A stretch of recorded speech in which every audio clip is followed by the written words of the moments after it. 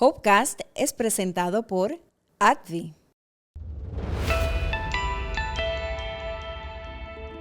El cáncer de páncreas sí es tratable, pero su curación va a depender de el estadio que tenga la enfermedad. Esta enfermedad es insidiosa, es calladita, porque no presenta síntomas mientras está en una fase temprana. El diagnóstico de los latinos tiende a ser un diagnóstico de una enfermedad mucho más avanzada. En estadios más tarde, avanzados, pues la enfermedad es más bien controlada, ¿ok? Y lo que se busca es calidad de vida. No a todos vamos a curar.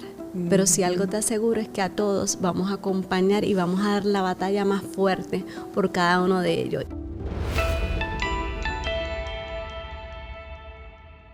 Dicen que el silencio puede ser peligroso y cuando hablamos del cáncer de páncreas es una frase que cobra un nuevo sentido. Es uno de los tipos de cáncer más difíciles de detectar en etapas iniciales. Un enemigo silencioso que avanza sin avisar, sin síntomas evidentes. Y cuando se manifiesta, muchas veces es que ha tomado demasiado terreno. Aunque representa menos del 3% de todos los diagnósticos de cáncer, es responsable alrededor del 7% de las muertes por esta enfermedad. Las estadísticas pueden sonar desalentadoras, pero hoy queremos hablarte de lo que sí puedes hacer. De la detección temprana, los factores de riesgo, las opciones de tratamiento, los avances en la investigación y sobre todo de la esperanza. Bienvenidos a Hopecast, el podcast de la esperanza de la Sociedad Americana contra el Cáncer de Puerto Rico. Soy Michelle Miró, sobreviviente y anfitriona. En cada episodio, aquí compartimos información valiosa, historias reales y entrevistas con expertos que nos enseñan cómo luchar, vivir y acompañar desde el conocimiento y la compasión. Hoy me acompaña la doctora Jocelyn Molina, oncóloga médica, quien nos va a ayudar a entender mejor este tipo de cáncer y las oportunidades que se extienden para detectarlo, enfrentarlo y acompañar a quienes lo viven. Este segmento es presentado por Bristol Myers Squibb. Le damos la bienvenida a la doctora Jocelyn Molina, oncóloga médica, especializada en cáncer gastrointestinal, quien nos ayudará a entender más sobre el cáncer de páncreas y las posibilidades que existen desde la ciencia y el tratamiento. Bienvenida, doctora. Saludos, muchas gracias por la invitación. Para ubicarnos a todos, ¿qué es cáncer de páncreas, verdad? ¿Y qué tan difícil es detectarlo? Porque dicen que es un tipo de cáncer silencioso, ¿no? Correcto. El cáncer de páncreas es el cáncer que se desarrolla de las células de la glándula pancreática que se encuentra cerca del estómago, en nuestro abdomen. Esas células cambian, mutan, se convierten en malas y en ese momento donde adquieren esas características de malignidad. ¿Cuáles son? Son células, uno, que empiezan a proliferarse rápidamente. Dos, que tienen la capacidad de invadir otros tejidos. Y tres, se les olvida morir. Y eso es lo que forma un tumor. En este caso, el lugar donde hubo ese error fue en el órgano del páncreas. Así es que se desarrolla la enfermedad de cáncer de páncreas. Principalmente, el cáncer de páncreas pueden haber distintos tipos, pero el más común es el adenocarcinoma. Y como mencionaste, esta enfermedad es insidiosa, es calladita, porque no presenta síntomas mientras está en una fase temprana. Muchas veces cuando el paciente presenta síntomas, ya la enfermedad está un poco avanzada. Y ese es uno de los retos que estamos enfrentando en cómo ser más asertivos en poder diagnosticar a tiempo esta enfermedad. ¿Hay algunos síntomas particulares que deben levantar bandera? Porque en muchas ocasiones vemos que, yo digo, hay síntomas que son como compartidos, ¿no? O que podemos confundir con alguna otra condición. Correcto. Tenemos, uno, la pérdida de peso. Dos, esa sensación de llenura o de que no comemos y nos sentimos abastecidos de una manera rápida. Tres, el ponerse ictérico, eso significa que nuestra mucosa, nuestra piel se torna amarilla. ¿Ok? Esos síntomas pueden ser señales de que algo está mal y que el órgano del páncreas es el culpable, ¿verdad? ¿Y es por qué responsable. amarillo, doctora? Porque nosotros tenemos un sistema, ¿verdad? El sistema biliar, donde se puede ver afectado. El páncreas trabaja en conjunto con el hígado, y si esa circulación y esa producción no se da de forma apropiada, tanto producción como excreción, entonces se contamina el cuerpo, y esas sales biliares pues hacen que tengamos un colorcito amarillo. Okay. ¿Qué función particular tiene el páncreas? Pues el páncreas tiene diferentes funciones. Entre ellas está la producción de insulina, que es muy común y muy conocida entre los pacientes diabéticos, ¿verdad? Así que es una de las funciones más importantes que tiene, es una función endocrina, pero también tiene otras funciones, ¿verdad? Unas funciones más exocrinas en cuanto al proceso de digestión de las comidas. Así que tenemos funciones endocrinas y funciones exocrinas que se pudiesen ver afectadas si tenemos algún tipo de enfermedad en este órgano. ¿Cómo entonces, si es silenciosa, cómo entonces se detecta? ¿Cómo podemos diagnosticarlo? Porque si no, ¿verdad? No podemos verlo, no podemos palparlo, no es como que a lo mejor tenemos una masa o te tocaste algo en el cuerpo. Sí. Entonces, ¿cómo se diagnostica? Pues se diagnostica a través de imágenes. Por lo general, el paciente en ocasiones tarde en la enfermedad puede presentar estos síntomas, pero es por eso importante que el paciente todos los años mínimo vaya de 1 a 2 veces a donde su médico para un examen físico completo, una evaluación completa. Si el paciente tiene síntomas tales como pérdida de peso, tornarse amarillo, distensión del abdomen, un dolor abdominal que persiste, un dolor de espalda que persiste por más de 2 semanas, estos síntomas pudiesen darnos a nosotros esa alerta, esa señal de alerta de que algo está ocurriendo en la zona del abdomen. Y así se pueden hacer unos estudios de imágenes como un sonograma, un CT, que es una tomografía computadorizada, un MRI, una resonancia magnética, que son imágenes, son fotos de nuestro interior. Quizás así es la manera más efectiva de poder ver que algo está ocurriendo en ese órgano. Cuando visitamos al médico primario, ¿hay alguna prueba de cernimiento como tal específica para cáncer de páncreas? Pues no hay una prueba de cernimiento validada, aunque hay un marcador tumoral que se llama el CA199, es una proteína que muchas veces desarrolla este tipo de tumor, que podemos usarlo como subrogado, pero hasta este momento estamos trabajando arduamente para conseguir una evaluación diagnóstica preventiva o de detección temprana. Aún no lo tenemos, por eso la investigación es tan importante en las ciencias, especialmente en la medicina. Entonces, ¿esa prueba se la puede hacer cualquiera o debe ser personas que a lo mejor ya tienen algún tipo de predisposición o historial familiar? La prueba del CA199 se realiza cuando tenemos una sospecha o un diagnóstico, porque nos sirve para poder ver cómo es la respuesta al tratamiento. Sin embargo, tenemos pruebas genéticas donde hay una incidencia en familias, ¿verdad? Y si hay una incidencia en familias de este tipo de enfermedad, quizás se benefician de evaluarse genéticamente para ver si tienen una predisposición o un riesgo aumentado al cáncer de páncreas, como es, por ejemplo, el BRCA o el síndrome Lynch. ¿Viene siendo beneficioso el uno decirle entonces al médico, me gustaría que me hicieran estas pruebas, o es realmente no es algo que te lo vayan a hacer a menos que no tengas un factor de riesgo? ¿Y cuáles sean esos factores de riesgo? Realmente no es una prueba rutinaria, ¿verdad? Las pruebas genéticas también son costosas. Debe haber una evaluación médica donde haya algún tipo de alerta para que el paciente se pueda hacer esta prueba y que haya realmente un beneficio.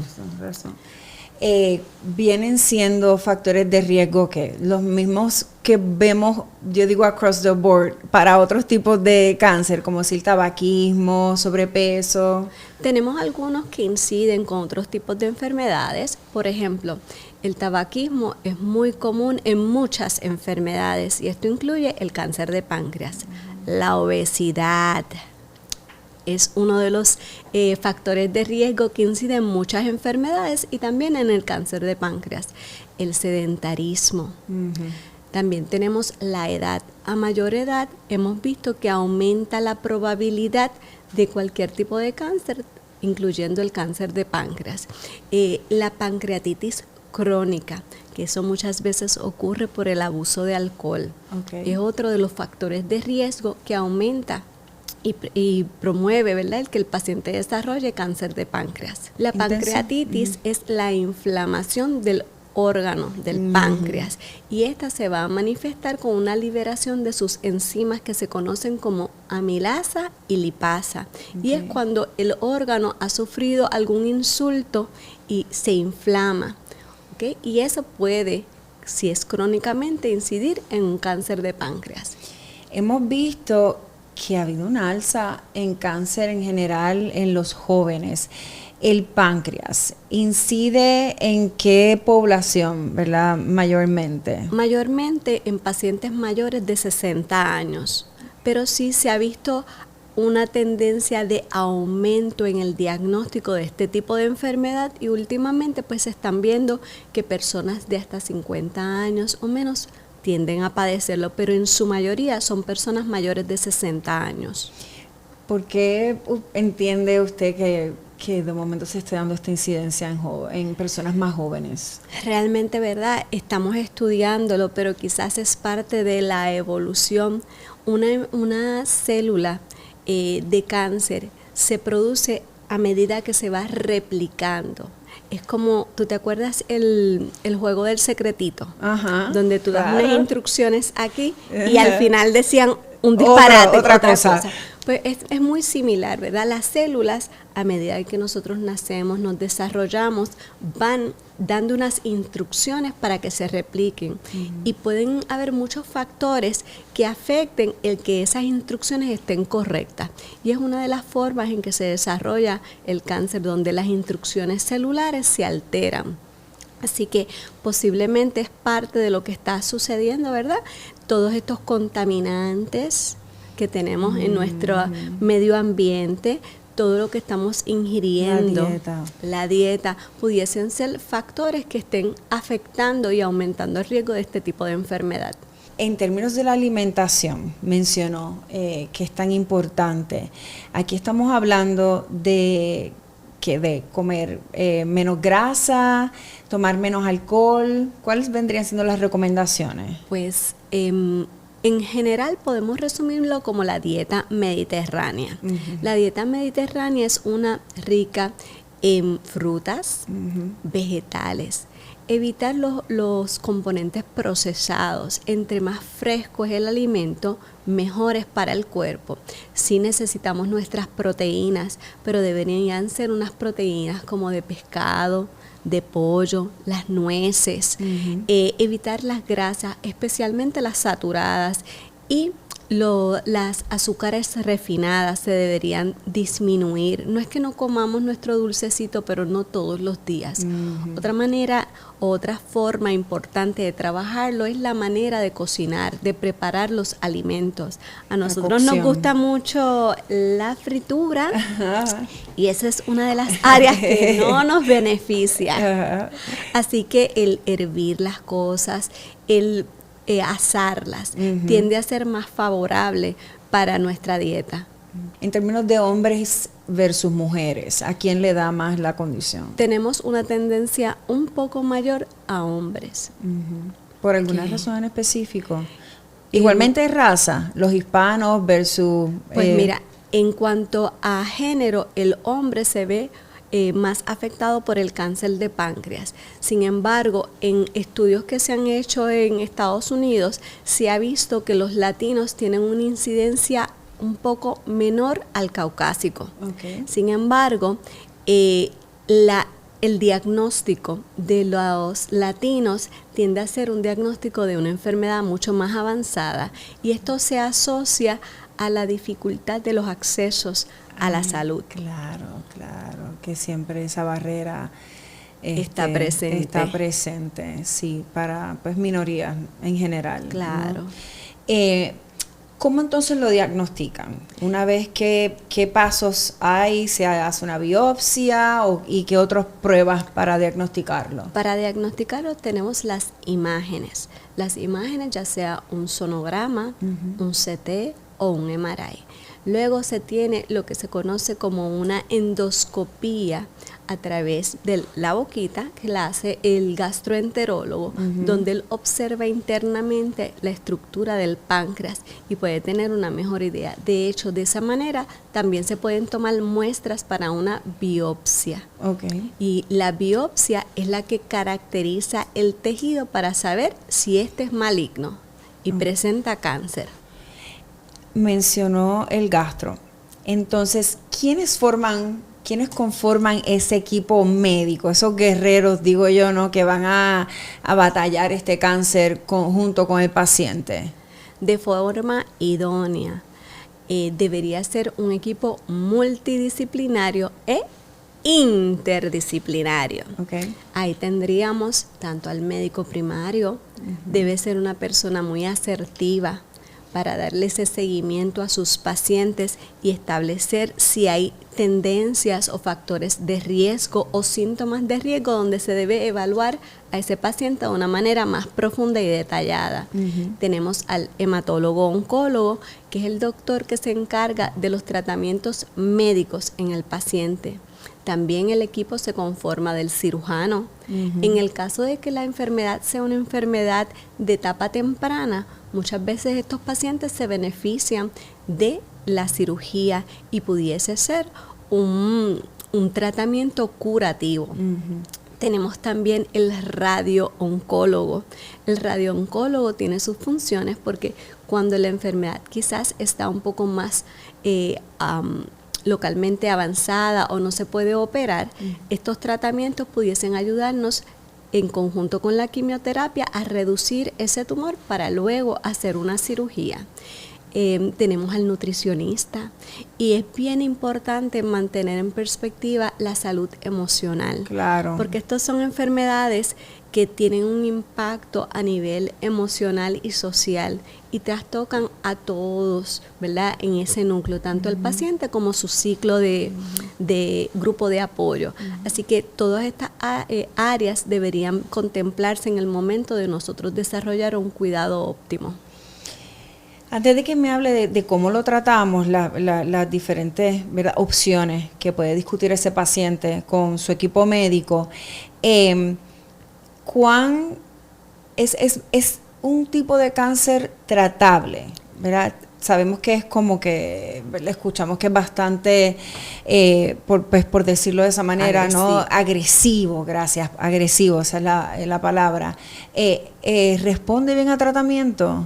El cáncer de páncreas sí es tratable, pero su curación va a depender de el estadio que tenga la enfermedad. En el estadio más temprano, la probabilidad de cura aumenta, pero en estadios más tarde, avanzados, pues la enfermedad es más bien controlada, ¿okay? Y lo que se busca es calidad de vida y control de la enfermedad. Ya no hablamos tanto de curación, pudiese darse, pero no es la mayor parte de los casos. Claro, hay otro tipo de cáncer también que las personas pues viven con ella por muchos años, ¿no? Bajo los tratamientos y cuidando su alimentación y los cuidados pertinentes. En su experiencia, doctora, ¿qué está viendo en la práctica? Pues todavía estamos viendo casos muy avanzados en cáncer de páncreas. Me gustaría ver etapas más tempranas, así que es importante educarnos, conocer nuestro cuerpo, conocer nuestros sistemas, hablar. Muchas veces en las familias alguien padece de cáncer y lo quieren mantener calladito.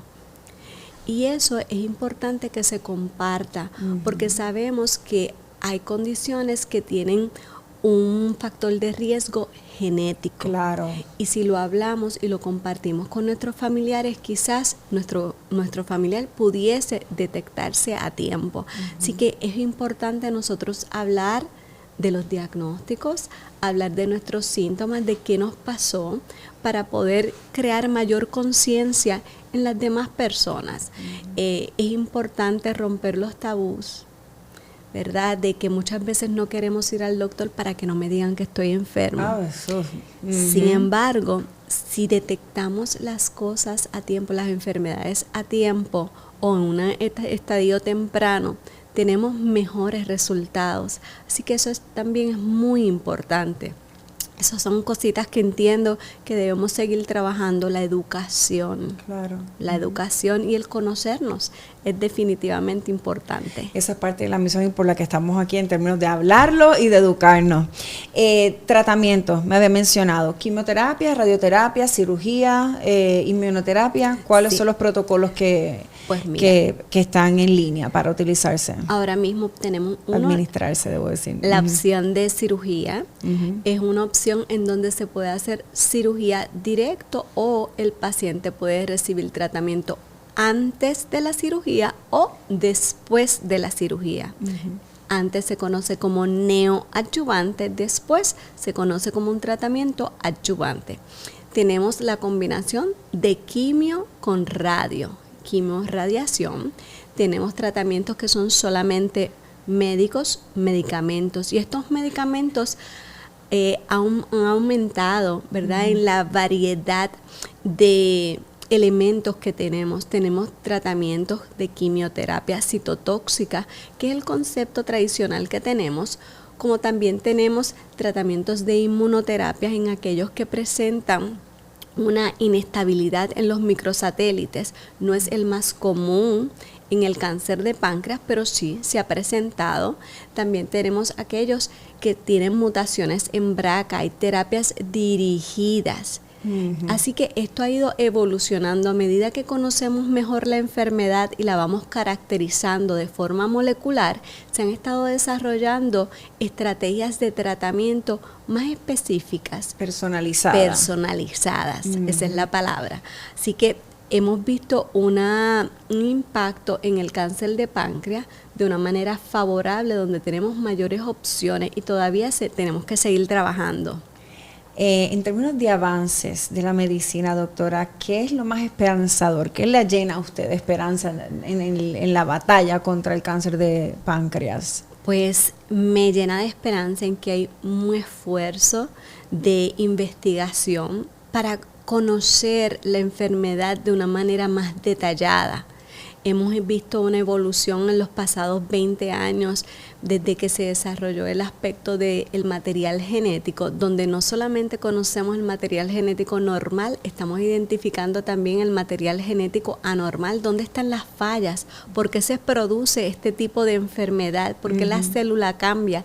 Y eso nos está llenando de esperanza para poder buscar tratamientos más específicos a esos errores que que han ocurrido.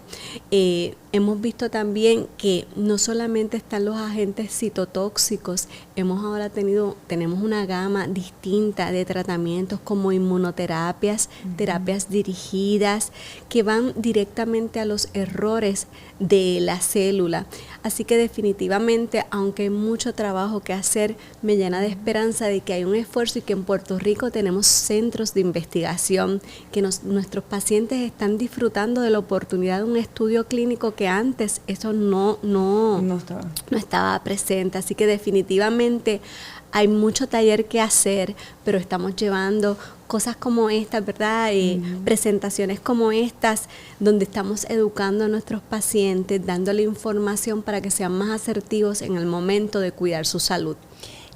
¿Qué recomendación le tiene a un paciente, ¿verdad? En términos de cuando vayan al médico, ¿qué deben preguntar? ¿Verdad? Porque muchas veces vamos a nuestras citas médicas en general, pero debemos hacer alguna pregunta. Estamos hablando obviamente de cáncer de páncreas, pero ¿qué debemos preguntarle? Primero, es importante que el paciente se conozca. ¿Cuáles son sus patrones? ¿Qué es normal para ellos?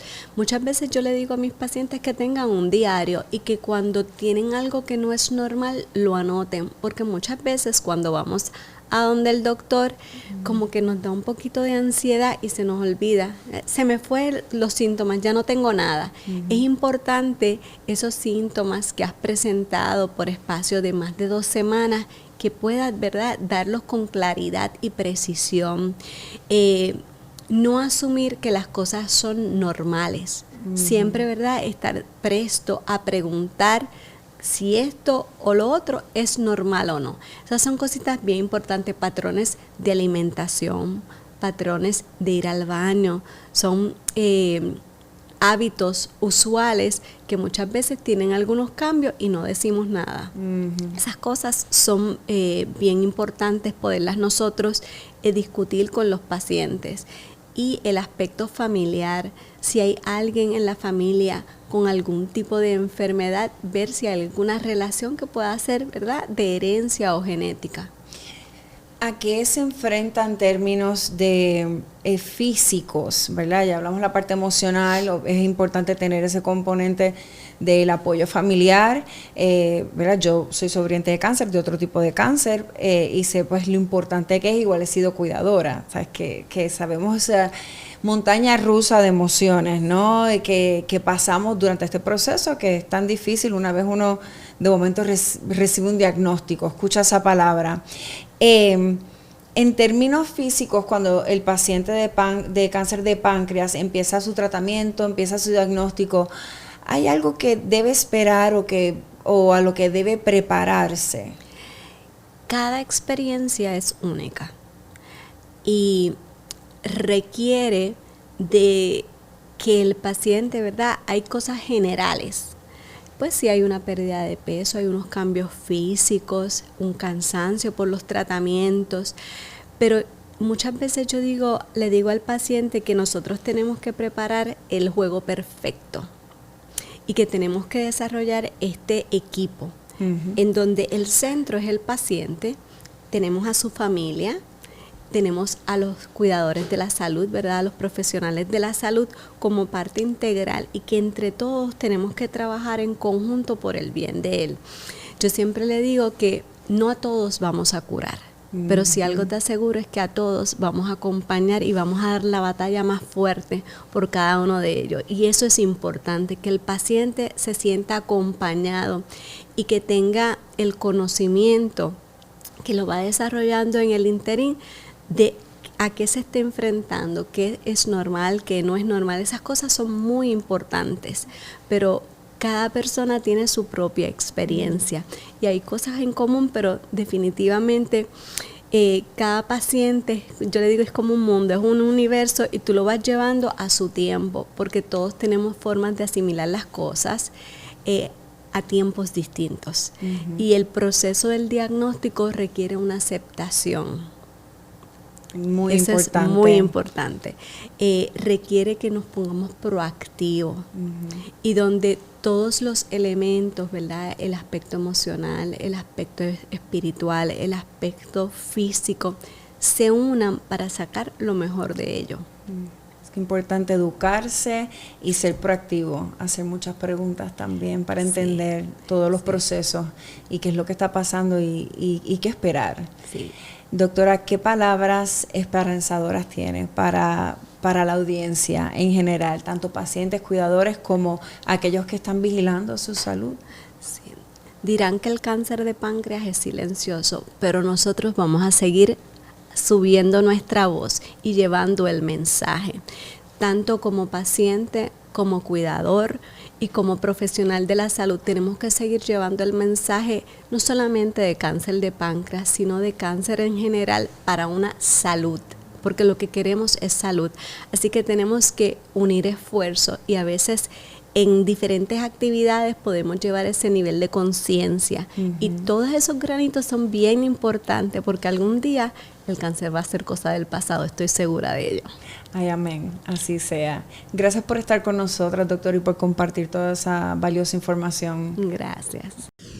El cáncer de páncreas es desafiante, sí, pero como hemos aprendido en este episodio, el conocimiento, la prevención y los avances médicos pueden marcar la diferencia. Conocer los factores de riesgo, prestar atención a los síntomas y mantener una buena comunicación con tu médico son los pasos fundamentales para enfrentar esta enfermedad de una forma informada y proactiva. En nuestras redes sociales y en la página web de la Sociedad Americana contra el Cáncer de Puerto Rico encontrarás información sobre el cáncer de páncreas y otro tipo de cáncer, incluyendo una guía de preguntas para que puedas conversar con tu equipo médico con claridad y así tomar decisiones con expectativas claras y realistas. Abajo en la descripción están los enlaces. Te invito a compartir este episodio con aquella persona que entiendes que lo necesita y a que te unas a nuestra misión. ¿Cómo? Pues puedes hacer tu donativo escaneando el código QR que ves en pantalla o a través de ATH Móvil bajo donar/SACPR.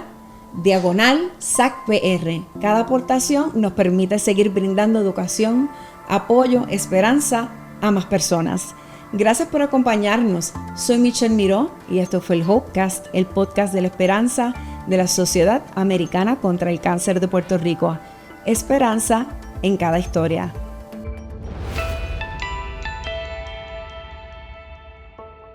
Hopecast es presentado por AbbVie.